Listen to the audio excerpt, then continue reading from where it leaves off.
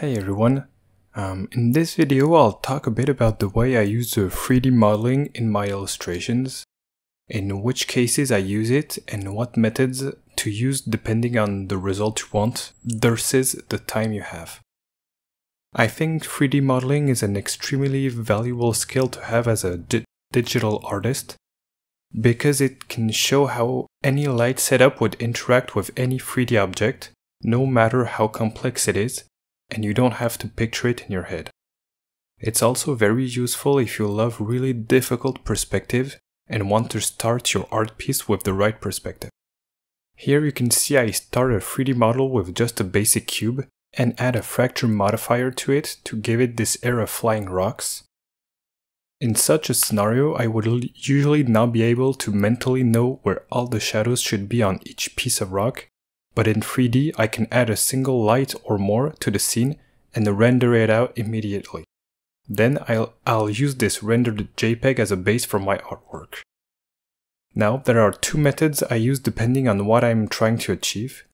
When I was drawing my webcomic and tried to meet the 1 chapter per week deadline that Webtoon requires, I used 3D as is and just dropped the 3D models on the canvas, added some gradient map to the background, and drew my characters on top of it. This creates a very consistent style for your background, and also is very easy to produce once you have your 3D model ready. You can make any angle of view and use it as an image. On the bad side, it does make it all of this really generic, and if you don't add anything manual, all your backgrounds tend to look very sterile.